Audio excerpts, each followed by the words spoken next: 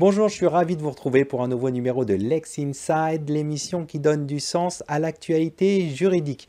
Au programme de ce numéro, nous allons parler des transferts de football à l'aune d'une jurisprudence de la CJUE. On va se demander si c'est la fin du système de transfert tel qu'on le connaît à l'heure actuelle avec Fleur Jourdan, associée fondatrice de Fleurus Avocat.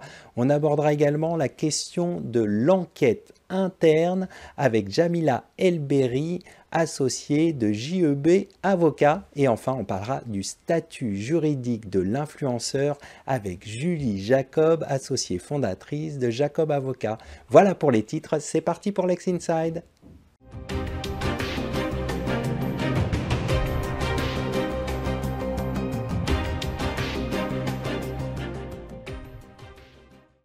On va commencer ce Lex Inside et on va parler d'un arrêt de la CJUE qui a fait couler beaucoup d'encre en matière de transfert de football. Quid des transferts de football? Va-t-on vers la fin des transferts? On en parle tout de suite avec mon invité, Fleur Jourdan, associée fondatrice au sein du cabinet Fleurus. Fleur Jourdan, bonjour. Bonjour Arnaud. Alors nous allons nous intéresser au transfert de football à l'aune d'un arrêt de la CJUE du 4 octobre dernier qui estime que certaines règles de transfert sont contraires aux droits de l'Union européenne. Quelles sont les principales règles de la FIFA jugées contraires aux droits européens par la CJUE? Eh bien, l'arrêt portait sur des règles en matière de transfert dans les cas où la rupture était soit à l'initiative du joueur, soit ce qu'ils appelaient sans juste cause, c'est-à-dire quand un joueur décide de quitter son club ou est en litige, on va dire, avec son club.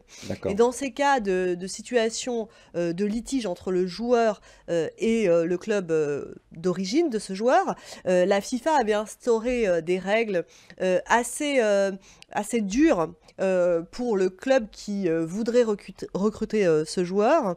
Il y avait deux types de règles.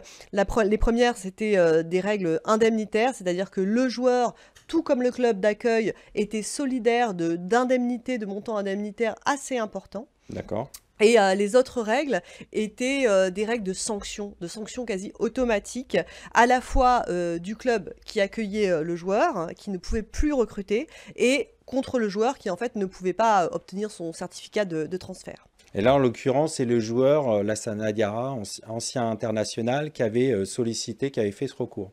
Exactement, il avait été en désaccord avec son club d'origine à Moscou et dans cette situation de tension, il avait souhaité partir à Charleroi en Belgique et en fait le club de Moscou s'était opposé à ce transfert en demandant, en réclamant des sommes indemnitaires assez importantes et donc du coup là, le transfert ne s'est pas fait en raison de ce blocage et il y a eu un litige qui a duré 2 ans et qui en fait finalement empêcher le joueur de jouer pendant 1 an. Alors pour bien comprendre la décision, en quoi les règles étaient contraires à la libre circulation des joueurs selon la Cour? Alors, ces règles, on le voit, en fait, elles avaient une portée dissuasive. En fait, l'objectif, c'était de maintenir l'équilibre des clubs, une sorte de pérennité au sein des clubs et des compositions de l'équipe, qu'il n'y ait pas des transferts un peu tous azimuts. Et donc, elles avaient, par définition, vocation à être un peu dissuasives. Mais la Cour a jugé que ces règles, elles étaient totalement disproportionnées. Les indemnités étaient énormes, elles étaient sans corrélation avec les vrais salaires des joueurs, et surtout, les sanctions étaient très graves. Et donc, la Cour a considéré que c'était une entrave à la libre circulation des joueurs, qui sont des travailleurs comme les autres. D'accord. Alors, si on essaye de se projeter dans un avenir plus ou moins proche, quelles pourraient être les conséquences de cet arrêt? Est-ce qu'on va avoir une libéralisation ou un stop des transferts? Qu'est-ce que ça pourrait être les conséquences de cet arrêt? Alors, ça va avoir une conséquence importante parce qu'en fait, ce qu'il faut mesurer, c'est qu'en fait, c'était cette contrainte en fait, qui pesait un peu sur les joueurs et sur les clubs, qui faisait qu'en fait, les clubs étaient obligés de s'entendre et de fixer en fait des règles, enfin des montants, on va dire, de transfert assez importants pour s'éviter ces déconvenues. Et ça faisait un peu monter les enchères. Les enchères. Donc non, ce sera pas la fin des transferts parce qu'en plus la Cour reconnaît et la FIFA s'en est un peu enorgueillie en disant non, il n'y a pas d'illégalité dans les règles de transfert. Donc les transferts vont continuer, il va y avoir des transactions qui vont continuer, mais En revanche, comme il va y avoir un certain nombre de réformes, on va y venir sans doute, ça va, on pense, plutôt conduire à faire baisser ces indemnités de transfert qui D'accord, étaient qui quand même était assez très pharaonique. importantes. Ouais. Alors, est-ce que la FIFA va devoir, à l'aune de cette jurisprudence, adapter son règlement? Alors oui, la jurisprudence est très sévère hein, vis-à-vis des règles de la FIFA, c'est-à-dire qu'elle est vraiment, elle considère que ces règles sont disproportionnées, je l'ai dit, donc il est évident qu'elles ne peuvent pas rester en l'état. La FIFA va devoir revoir sa copie, D'accord. en précisant sans doute ce que c'est qu'une rupture pour sans juste cause, qui était à l'origine donc du litige, en précisant aussi le mode de calcul des indemnités, puisque maintenant, un joueur qui va être en désaccord avec son club pourra plus facilement partir. Néanmoins, ça ne se D'accord. fera pas sans prix. Il y aura quand même une indemnité comme dans le monde du travail, donc, mais ce sera sans doute plus corrélé à la fois à son salaire et à différentes... enfin, en tout cas, ce sera objectivé, peut-être un petit peu plus. D'accord. Donc pour vous, il n'y aura pas fin au système d'indemnité de transfert.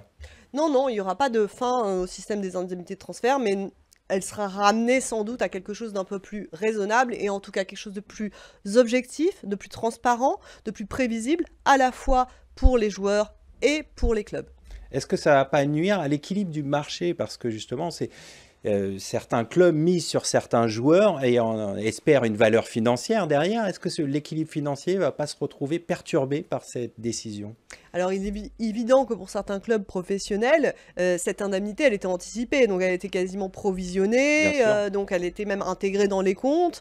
Donc, il va y avoir sans doute une réadaptation. Alors, ce qu'il faut bien voir, c'est que l'arrêt de la CJUE, là, il est temporaire, on va dire, puisqu'il va falloir qu'il y ait une décision au niveau La Belgique, de la donc, après. Belgique, hein, qui va traduire ces orientations. Donc, pour en tirer toutes les conséquences, là, pour l'instant, c'est un petit peu flou, mais c'est sûr que les clubs vont en tirer des conséquences comptables, c'est certain. Et puis en plus, c'est une jurisprudence qui va faire jurisprudence pour le coup, et il y a peut-être des clubs ou des joueurs qui vont faire des recours sur la base de cette décision, Bien sûr. et donc du coup ça aussi, ça pourra avoir un impact économique sur les clubs. Vous voyez une vraie tendance de fond justement sur ces recours qui pourraient être faits par des joueurs? Des joueurs ou des clubs hein, qui estiment qu'ils ont été lésés. Donc effectivement, je pense que ça correspond à quand même quelques situations et ça ne m'étonnerait pas qu'il y en ait quelques-uns qui se mettent dans la brèche. Ouais. Alors parfois aussi, dans ces transactions, il y a une indemnité qui est prévue quand le joueur est transféré pour le club formateur. Et donc, c'est aussi un gain important pour les clubs formateurs. Est-ce que ça ne va pas les pénaliser aussi du fait de cette jurisprudence?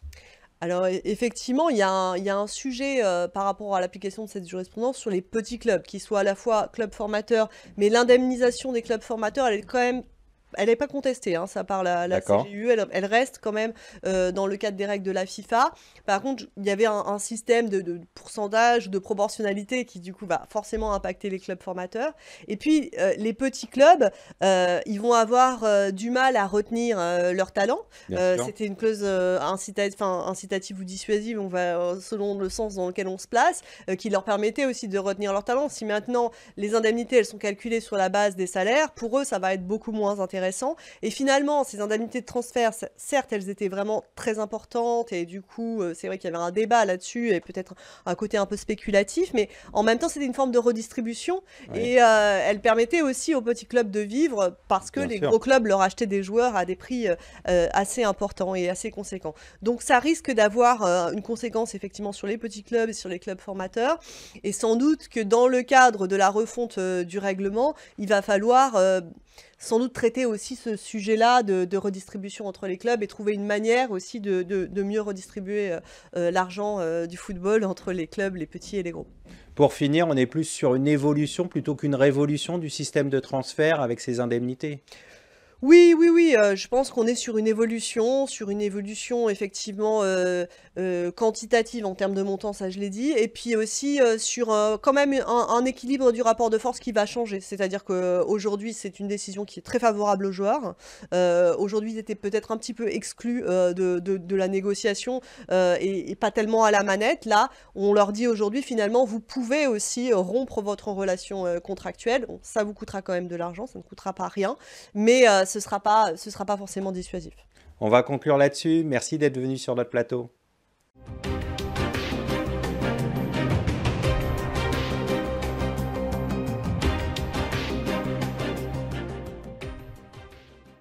On poursuit ce Lex Inside et on va parler de l'enquête interne RH avec mon invité Jamila El-Berri, avocate fondatrice du cabinet JEB Avocat.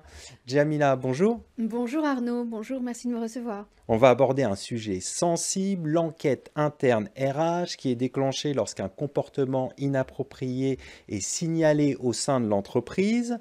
Pour commencer, à quel moment l'entreprise doit-elle déclencher une enquête interne RH? Alors c'est une excellente question, on a plusieurs types de configurations. On a une configuration selon laquelle le signalement révèle des faits gravement fautifs, auquel cas effectivement il faut impérativement investiguer et diligenter une enquête interne, ou alors le fait s'avère être léger, véniel, ce qui va nécessiter peut-être des investigations complémentaires.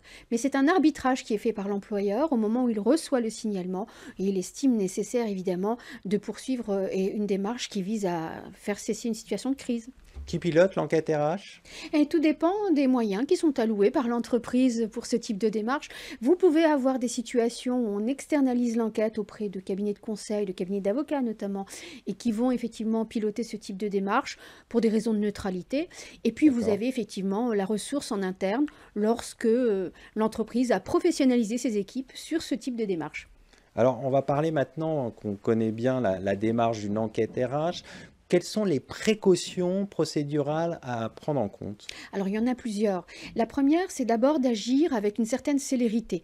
N'oublions pas que nous sommes tenus par les délais qui sont fixés par le Code du travail, Bien sûr. et notamment les délais relatifs à la procédure disciplinaire, si naturellement on va vers une sanction disciplinaire.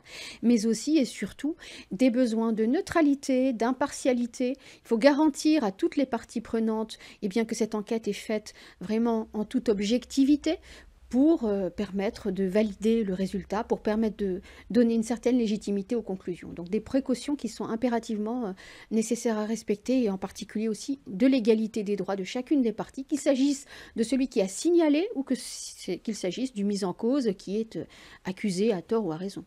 Concrètement, comment vraiment s'assurer qu'on a bien pris les précautions? Alors, ça va nécessiter le regard d'un juriste, donc ou D'accord. un juriste expert qui maîtrise ce type d'outils, ou alors effectivement une ressource interne, RH, qui est au fait de cette procédure. Parce que la difficulté, lorsqu'on l'amène tambour battant et sans aucune précaution et sans aucune stratégie juridique, sans aucune sécurisation juridique, le risque étant qu'elle puisse être ensuite invalidée par les juges Bien qui vont sûr. estimer qu'en réalité, elle a été faite pour les besoins de la cause, pour protéger l'employeur, le mis en cause, ou pour justement excommunier quelqu'un dont on ne veut plus dans l'entreprise. Pour aller un peu plus loin, quelle est la valeur ajoutée d'une telle démarche? La valeur ajoutée, il y en a deux. Alors la première, c'est la preuve. Tout d'abord, la preuve que l'employeur peut se réserver dès lors que le signalement porte sur des comportements inappropriés, type harcèlement moral ou harcèlement sûr. sexuel. Donc on va avoir effectivement de la preuve qui va émaner de la démarche et des conclusions de l'enquête. Et puis la deuxième valeur ajoutée, évidemment, c'est de démontrer que l'employeur a été proactif et a bien répondu à son obligation de prévention et de sécurité qui lui incombe, notamment lorsqu'il y a des situations dysfonctionnelles qui sont portées à sa connaissance et pour lesquelles il doit nécessairement intervenir en toute urgence. Alors, vous avez parlé de situations de harcèlement qui font l'objet d'enquêtes internes. Est-ce qu'il y a d'autres types de situations, on va dire, inappropriées qui font l'objet d'enquêtes internes, pour bien comprendre? Alors oui, le champ d'application est quand même assez large. D'ailleurs que on résume à travers comportement inadapté ou comportement inapproprié, ce qui permet finalement de faire entrer tous les cas de figure dans le type de démarche, mais il peut s'agir évidemment d'infractions pénales comme D'accord. les abus de biens sociaux, les enquêtes qui visent le blanchiment d'argent, la corruption, toutes les infractions pénales. Tous les comportements, on va dire, infractionnels sont éligibles à ce type de démarche, évidemment avec toutes les précautions procédurales qu'on a évoquées tout à l'heure et avec l'expertise de l'enquêteur qui va être déterminante pour valider le résultat. Alors, vous l'avez dit tout à l'heure, l'employeur doit être réactif, mais que se passe-t-il si l'employeur ne réagit pas lors d'un signalement? Alors, c'est une vraie question.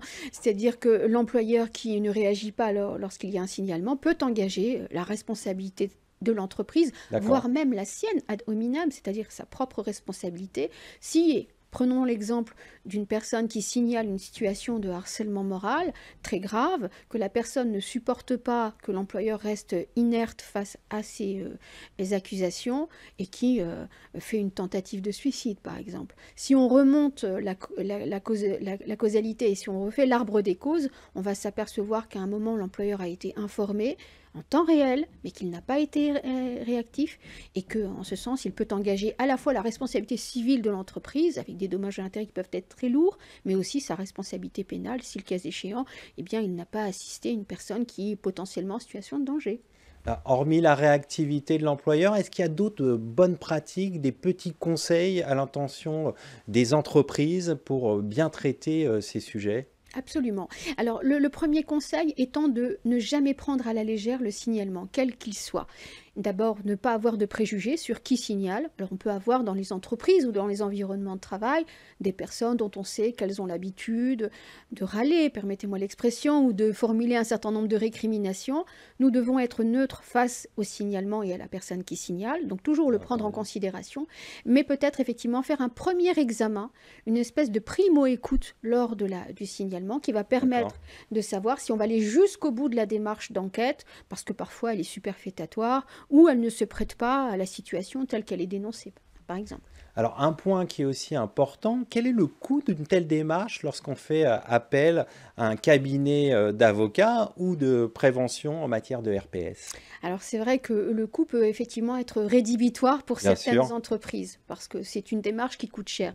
Disons qu'en règle générale, lorsqu'on a recours à un cabinet d'avocats, c'est essentiellement lorsqu'on a un cas de figure très spécifique, où on a un signalement qui concerne quelqu'un du top management et qui va nécessiter effectivement qu'on externalise cette démarche, où on va avoir des faits extrêmement graves, type violences sexuelles et sexistes, qui vont nécessiter aussi un regard extérieur et qui va permettre de garantir l'impartialité et la neutralité. C'est dans ces cas de figure qu'on a recours à un expert externe qui va facturer cela naturellement en fonction du temps passé à réaliser cette enquête. Évidemment, ça fait l'objet de négociations entre le cabinet et également l'employeur qui va ensuite faire en sorte de paramétrer le prix en fonction et le tarif en fonction de la nature de la démarche. Et après, comment le cabinet intervient? Il fait des entretiens au sein de l'entreprise? Comment ça se passe concrètement l'enquête? Oui, évidemment, il fait des entretiens. Alors, il y a deux types de démarches. Là aussi, c'est ou des entretiens en présentiel lorsque le cabinet d'avocat ou l'avocat se déplace sur place. Alors, souvent, ils y vont en binôme. Ou alors, effectivement, ça peut être sous forme de visio. Mais toujours est-il que c'est sous la forme, effectivement, d'entretiens qu'ils opèrent et ensuite qu'ils vont analyser les résultats et les restituer auprès de chacune des parties prenantes. Donc, alors, vous parlez de la restitution des résultats. Est-ce que ça donne un échange avec l'entreprise? Comment ça se passe? Alors, quand l'entreprise commande cette enquête auprès du cabinet d'avocats, le cabinet d'avocats rend compte à l'entreprise des résultats. Il appartient ensuite à l'entreprise de faire sa propre restitution auprès des parties prenantes, c'est-à-dire du signalant, mais également du mis en cause. Et après, de prendre les mesures adéquates. Et après, de prendre effectivement les mesures adéquates. J'ai coutume de dire que l'avocat, lui, est biodégradable, ou le cabinet d'avocats est biodégradable. Ça veut dire quoi? C'est-à-dire qu'on l'utilise dans le cadre de l'enquête et ensuite il disparaît puisqu'il est censé aussi garantir la même impartialité et ne pas avoir de liens commerciaux et avec l'entreprise et avec les différentes parties prenantes pour garantir une légitimité au niveau des résultats. On va conclure là-dessus. Merci d'être venu sur notre plateau. Merci pour votre invitation, Arnaud.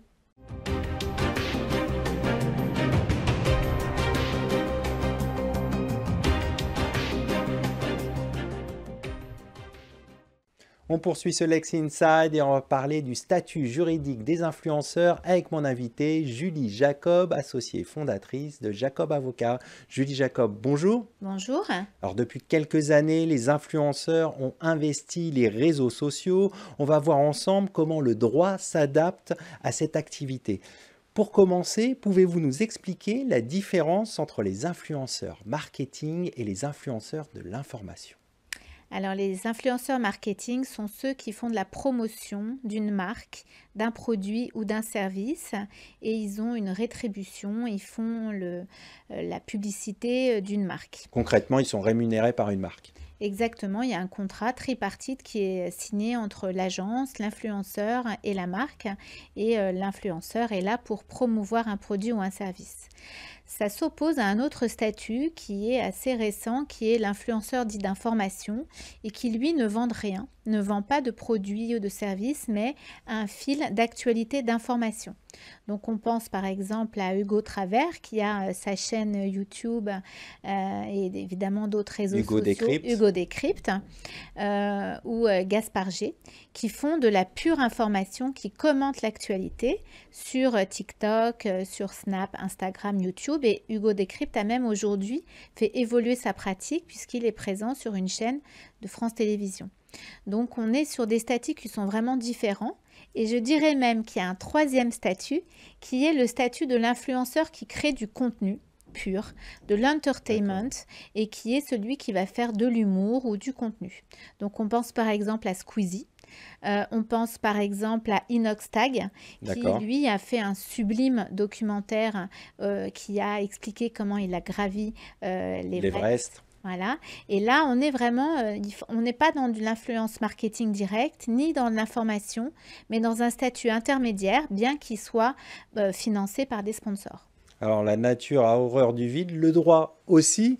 Alors, quelles sont les principales dispositions de la loi du 9 juin 2023 concernant la réglementation des influenceurs marketing en France? Alors, on est en pleine actualité parce qu'on a une loi, comme vous le dites, du 9 juin qui encadre le statut des influenceurs, qui vient d'être un petit peu précisée par une ordonnance rendue le 6 novembre 2024. Et cette loi, elle prévoit pas mal de dispositions très intéressantes pour nous, les avocats et les juristes. Tout d'abord, on définit ce que c'est un influenceur. Ensuite, on définit les secteurs d'activité, puisqu'il y a des secteurs qui sont très cadrés. Donc, je pense à des produits particuliers tels qu'un médicament, des produits cosmétiques. Il y a eu tout un sujet autour de la promotion de l'acide hyaluronique. Et également, les produits interdits. Les jeux, les paris sportifs, l'alcool ou le tabac, tout ce qui peut être médical ou paramédical. Et donc, ça, c'est important, le champ d'intervention. Cette loi, elle prévoit également des dispositions sur la responsabilité. Comment est-ce qu'un influenceur qui vend un produit est responsable de la commande à la livraison? D'accord. Ça, c'est très important parce qu'il y a un vrai engagement, étonnamment, de l'influenceur et de son agent. Oui, et puis on sait qu'il y a eu beaucoup d'affaires de tromperie par des influenceurs, enfin de supposés, après il y a eu des contentieux. Donc la loi est venue encadrer un peu des pratiques où parfois il y a des influenceurs qui étaient allés un peu trop loin. Vous avez raison de le souligner. D'ailleurs, la DGCCRF est très active et l'année dernière a eu une activité très frénétique puisqu'il y a eu plus de 300 influenceurs qui ont été contrôlés avec des amendes. Il y a soit des injonctions pour être dans les clous de la loi, soit des amendes qui peuvent aller jusqu'à 300 000 € quand même. Et il s'agit ici de vérifier que les pratiques ne sont pas trompeuses. À titre d'exemple, une influenceuse qui a fait l'objet de beaucoup de condamnations, qui s'appelle Poupette Kenza, a été dans un premier temps condamnée pour des pratiques commerciales illicites, puisqu'il n'y avait pas d'informations sur le produit et ni sur l'origine. Et puis après, il y a eu des plaintes pénales récemment sur des propos qui pouvaient attirer la haine et être contraires à la laïcité, l'indépendance des médias. Donc il y a des condamnations qui arrivent, soit sur un terrain des pratiques commerciales, sur le contenu des propos, et on va en parler avec les influenceurs qui donnent de l'information, justement. Alors justement, vous évoquez les influenceurs qui donnent de l'information. Quel est l'état de la réglementation en la matière? Est-ce qu'elle est adaptée à ce type d'influenceurs? Alors, je dirais que c'est pas vraiment adapté parce que la loi de 2023, elle prévoit vraiment des dispositions sur le marketing, sur la vente, les pratiques commerciales qui doivent pas tromper les consommateurs. Et donc, le statut de l'influenceur journaliste, je l'appelle journaliste parce qu'il délivre de l'information, n'est pas du tout abordé. Donc, il y a un vrai intérêt à réfléchir à un statut différent qui apporterait des droits et des obligations dédié à son activité. Donc aujourd'hui, il y a une union qui s'appelle l'UMIC, l'Union des métiers de l'influence, qui travaille à une réflexion sur ce statut. L'UMIC a déjà élaboré des chartes pour l'influence dits responsables, mais réfléchit à un statut pour ces influenceurs d'actualité. Alors, vous évoquez l'UMIC. Quels sont les principaux enjeux déontologiques auxquels sont confrontés justement ces influenceurs de l'information? Alors, je dirais que les influenceurs de l'information, ils doivent quand même avoir des droits et des devoirs. Des droits, puisque c'est évident quand on est un Hugo Décrypte ou un Gaspard G ou d'autres influenceurs de l'information, on a besoin d'accéder à des événements. Donc, est-ce que la possession de la carte de presse pourrait leur attribuer? Il est clair qu'ils ont besoin d'accéder à des meetings politiques, à des événements sportifs, d'accéder à de l'information à des coûts qui sont accessibles comme un journaliste. Et donc se pose la question de la délivrance de la carte de presse à ces influenceurs de l'information. Il en est de même, je pense, du secret des sources. À partir du moment où on délivre une information, eh bien, il est évident que la personne qui travaille, qui investigue sur un sujet, aurait le droit, comme un journaliste, d'être protégée en cas d'injonction d'une instance judiciaire et de pouvoir dire je protège mes sources, moi, en tant qu'influenceur de l'information, comme un journaliste avec une carte de presse. Il y a plein d'autres sujets auxquels je pense de bénéficier d'aide, parce qu'ils développent leurs propres médias, Bien sûr. de bénéficier de subventions, de fiscalité particulière, et ça mérite Aujourd'hui, il vraiment... n'y a pas de cadre et selon vous, il faudrait qu'il y ait un cadre vraiment défini de manière à ce que justement il y ait des droits mais aussi des obligations pour ce type d'influenceurs. Voilà. Comme vous dites, il y a également le sujet des obligations qui est... Et sur les obligations, est-ce que la charte justement de déontologie de l'UMIC et la charte de Munich peuvent servir de base justement à une régulation adaptée de ces influenceurs?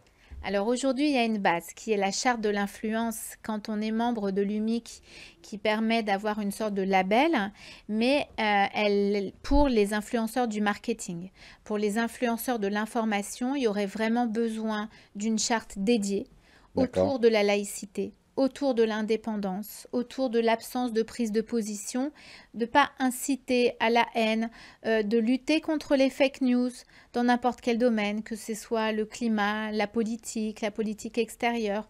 On l'a vu récemment, il y a eu des excès. Il y a eu aussi le cas par exemple de Squeezie qui a, pendant les élections législatives, inciter ses followers à ne pas voter pour le RN. Se pose donc la question, est-ce qu'un influenceur peut avoir des opinions politiques? Est-ce qu'il va être dans les normes de l'UMIC ou pas? Et donc le sujet de l'indépendance et de la laïcité, je dirais, et de l'absence d'incitation à la haine me semble essentiel à être posé dans les prochains travaux de réflexion, soit au niveau du ministère de la Culture, soit de l'UMIC. Bon, voilà, la balle est dans leur camp, à suivre. On va conclure là-dessus. Merci d'être venu sur notre plateau. Merci à toutes et à tous pour votre fidélité. Restez curieux et informés et à très bientôt pour un nouveau Lexi Insight sur Be Smart for Change.